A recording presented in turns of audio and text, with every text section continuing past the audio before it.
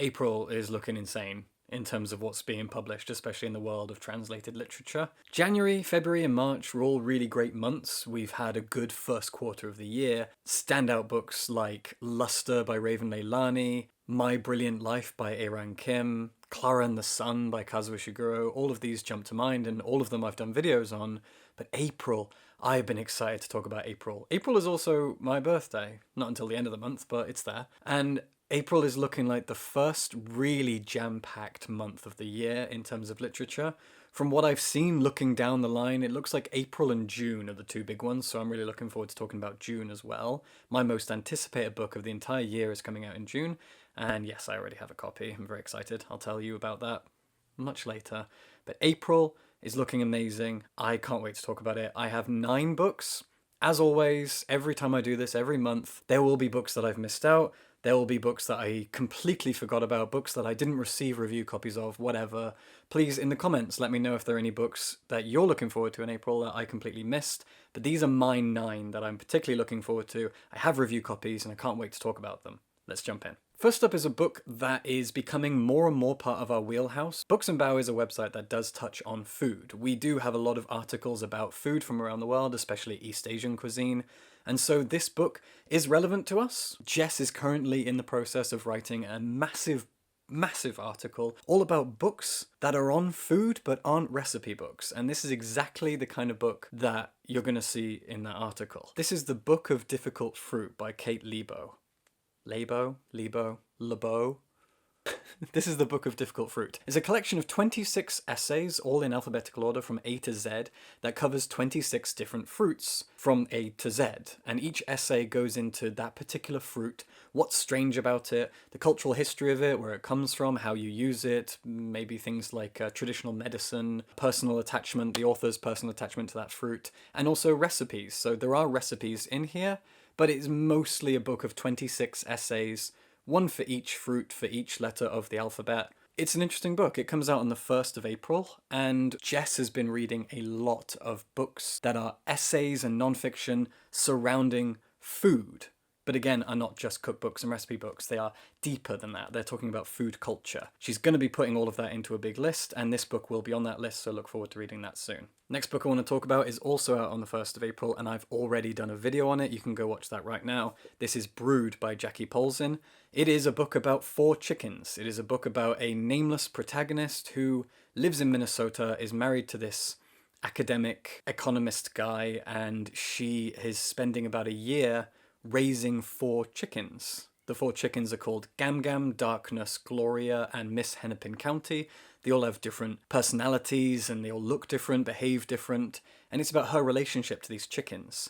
It's also a lot deeper than that. At times it's really funny, at times it's really dark and poignant. It's a book that kind of toes that line between commercial fiction and literary fiction. Very easy to read, easy to pick up and enjoy, really quick to read, but it has some really deep and thought-provoking themes and ideas dancing around this relationship between a woman and her 4 chickens. I loved it. Go watch my video on it and you can learn more about it. It's also a debut novel, which makes it even more impressive. This is a book I am particularly excited about. It's not looking very good in the light. This is an advanced review copy. This is not the cover, don't worry. But this is a Charco book, and if you've watched my channel, if you've read our articles for any length of time, you'll probably know we are massive fans of Charco Press. Charco Press, as I've said 100 times, are an Edinburgh-based publisher run by a married couple who are fantastic people, and they publish Latin American fiction in translation, especially from Argentina. A lot of their stuff comes from Argentina, which is one of my favorite countries when it comes to literature. And this is another one. This is a collection of short stories by Federico Falco, who is an Argentinian writer. It's a collection of short stories. I should probably mention that. It's called A Perfect Cemetery. What makes this really exciting for me is that this collection of short stories has been translated by Jennifer Croft. Now, when I first started reading literature in translation, just as our website was getting off the ground, I was reading Flights by Olga Tokarczuk. Flights was quite famously translated by Jennifer Croft. Jennifer Croft has also got a memoir of her own out, which I've read and done a written review of. Jennifer Croft is incredible. She's an American translator who is currently based in Los Angeles, I think, but she's lived all around the world. She was living in New York City while we were there, and we almost got a chance to go see her do a talk, but for some reason we didn't, and I can't remember why. But we had the chance to actually meet Jennifer in Brooklyn, and we missed it. But Jennifer Croft is an amazing translator, most famously a translator of Polish, because she's translated Flights by Olga Tokarczuk, and that won the International Booker Prize, and Olga Tokarczuk has won the Nobel Prize in Fiction. But Jennifer Croft also translates Spanish. I think that was her initial language. It was the first language that she learned. She's known Spanish for a long, long time. Jennifer was something of a child prodigy, which you can see more if you read her autofiction kind of memoir, Homesick. I'm going completely off tangent here. This is, where am I? What am I doing? Jennifer Croft translates Spanish, which means she's translated Federico Falco's short stories, and this is the first time I think she has translated anything for Charco Press, and it's the first time I've actually read one of her Spanish translations rather than one of her Polish translations, which is different. I also think that she originally wrote her memoir in Spanish and then wrote it again in English, I think. So Jennifer Croft, there's nobody like her. She's incredible. So I'm very, very interested in reading this, especially because I've never read the author before. It's more Argentinian literature, and it's translated by Jennifer Croft. I couldn't ask for more. This is not in translation. This is a book that we got from Dead Ink. Dead Ink is a small UK-based independent publisher. They're really, really cool, and they put out pretty punk and strange fiction. Gargoyles is written by Harriet Mercer. I haven't gotten to read this yet, and I'm kind of annoyed at myself because I've seen a lot of friends and other critics on Twitter reading this and just voraciously tearing through it, and I really can't wait to read it. But it does sound pretty upsetting and unsettling, depending on your tastes, I guess. It's a collection of essays about something that happened to the author, and so it's narrative nonfiction. Harriet Mercer, all the blurb says is that she was suddenly struck with a very rare and life-threatening illness, and she ended up in hospital in London.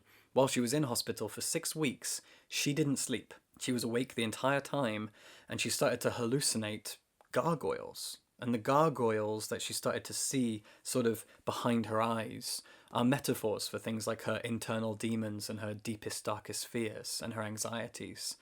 As someone who has a lot of fears and anxieties and has felt their mental health decline over the last few months, I'm a little scared of jumping into this for what it might reveal and how it might make me feel kind of intimidated, I guess. But I also know that it's going to be a very worthwhile reading experience, and as I've said, I've seen friends just tearing through this and saying that it's a life-changing experience. So this is a very important book. Dead Ink is an amazing independent publisher from the UK that you should definitely support. So of all the books on this stack that I have, I really think that this is one that deserves your support, especially because Dead Ink should be supported. So if I've sold you on this, check it out. I can't wait to. This is another book that I'm very, very excited to read. I have not gotten to it yet, but it is a book that I think is going to push a few boundaries and certainly make people sit up and pay attention. It is a book about racism. It's a book about hate crimes, and it's a book about queer love. So it's a very, very topical story. It is a novel, although it's called Lessons in Love and Other Crimes, which made it sound a little bit like a short story collection, but it's not. It's a novel, and it's written by Elizabeth Chakrabarty. It is the story of a woman who leaves her job because she was subject to a lot of racial abuse. And then she moves to London. I think she moves back to London, it's where she's originally from, and she takes up a job as a professor.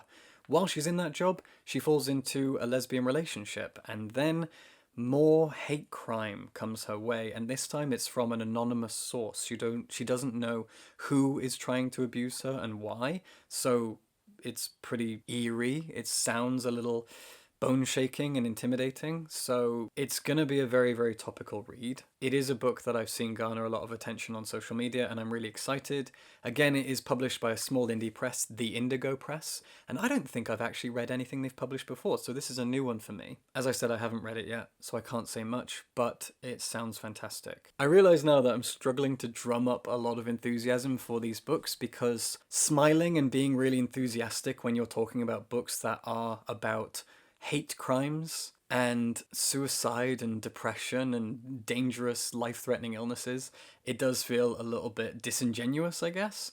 And I'm someone who gets really, really enthusiastic about reading, about literature in general, sometimes to the point that people feel the need to tell me, wow, you're so enthusiastic, as if that's a weird thing. Being British sucks sometimes, because people don't expect you to be so enthusiastic, but Point is, being enthusiastic about reading when the stuff that you're reading isn't necessarily smiley and happy is a little bit weird, but I also don't want to not be excited because I am genuinely excited to read these books. So, yeah, I realize now a lot of the books that I am covering are about very sensitive and difficult topics, and they are intense literary fiction. They're still going to be fantastic books, at least I hope so, and I am excited to get to them. But anyway, just a weird dichotomy. Another example of that dichotomy is this. I am so excited to get to this. In January, we wrote a list of our most anticipated Japanese books coming out this year, and 3 of those books are out this month, and this is the first one that I'm going to talk about. No, 4. 4 of them are out this month, and this is the first one I'm going to talk about. This is Terminal Boredom. Terminal Boredom is written by Izumi Suzuki. Izumi Suzuki had a really incredible life. She is no longer with us, and we finally have this collection of her short stories out in English translation. The stories in this collection were actually translated by a big range of translators, 5 or 6 different translators, one of whom, Polly Barton, I'm going to talk about in a lot more detail in a second. Sam Bett and David Boyd are also 2 of the translators, and they translated Mieko Kawakami's Breasts and Eggs last year, which was my #1 novel of 2020.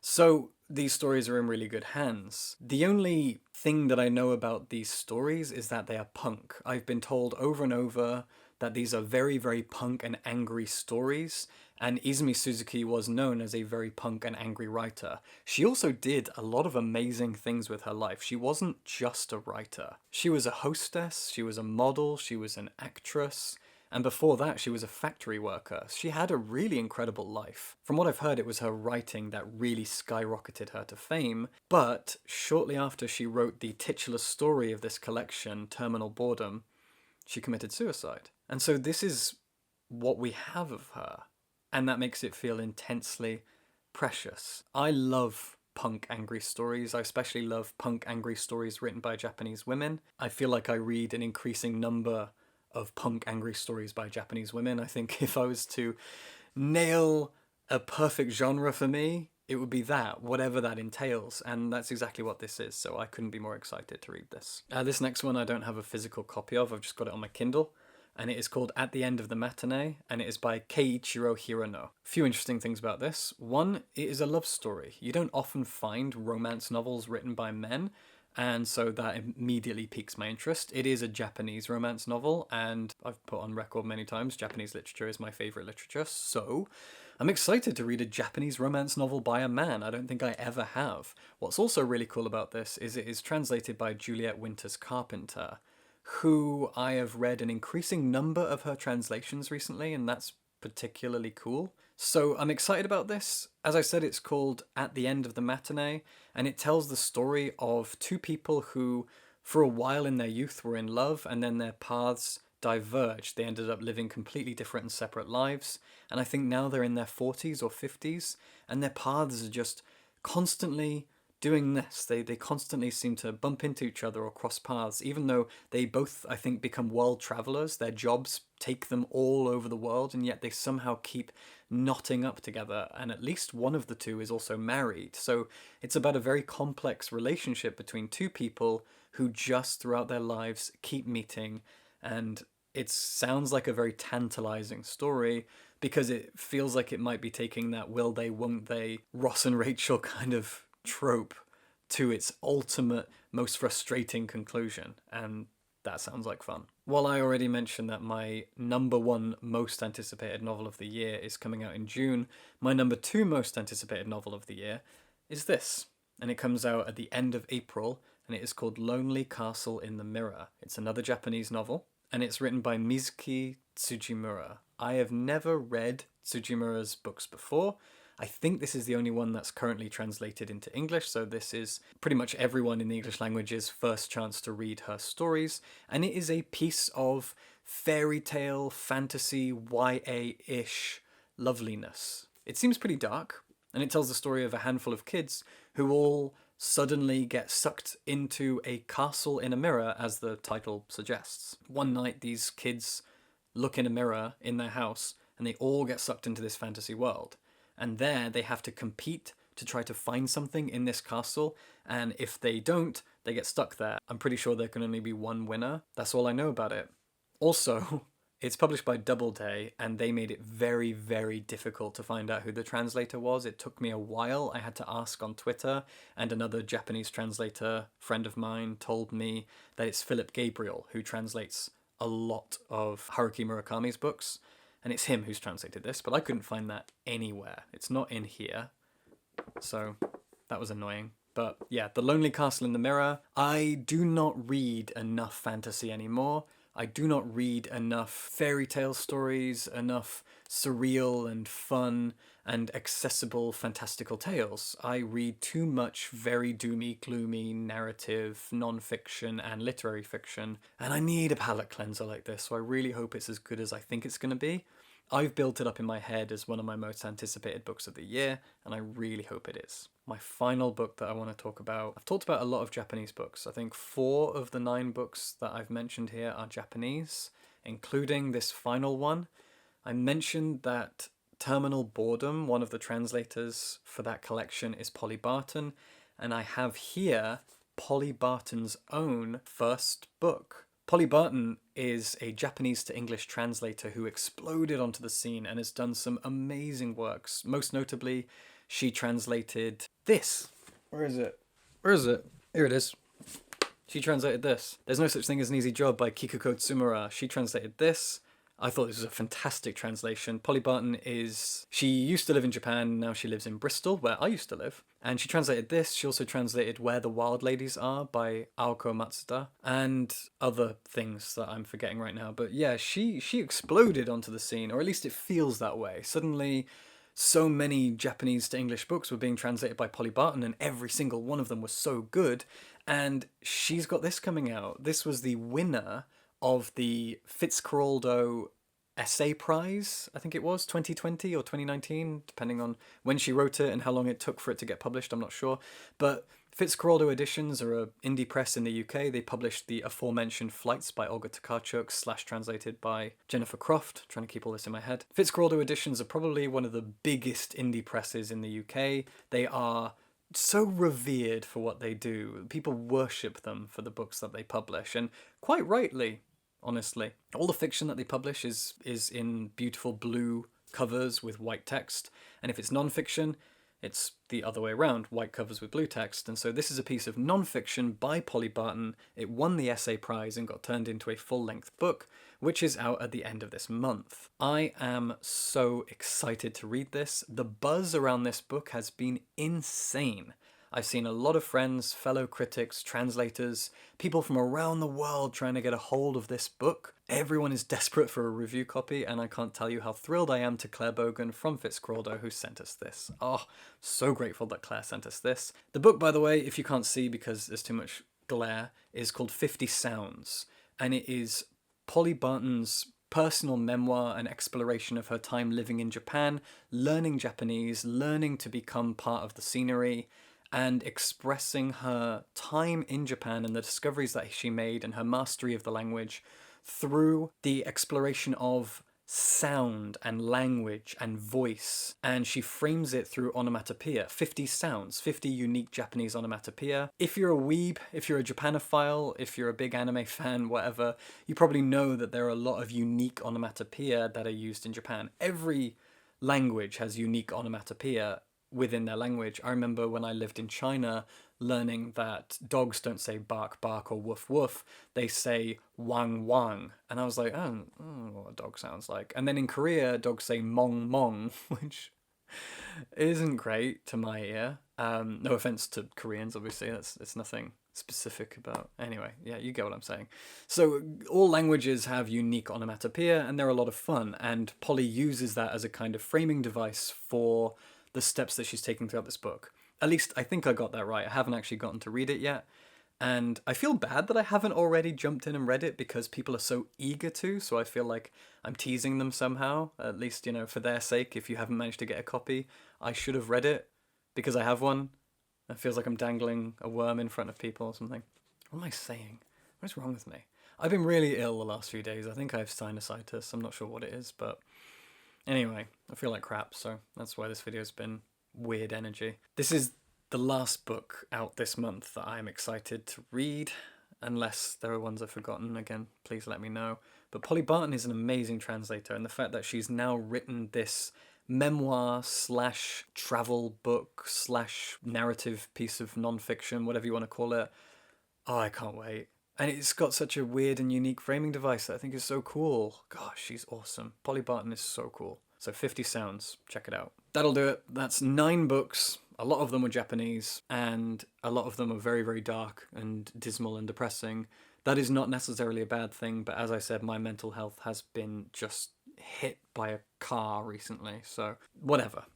These are all books that I'm very, very excited to read in April. I cannot wait to read every single one of them. One of them I have read, as I said, and I've got a video out for that.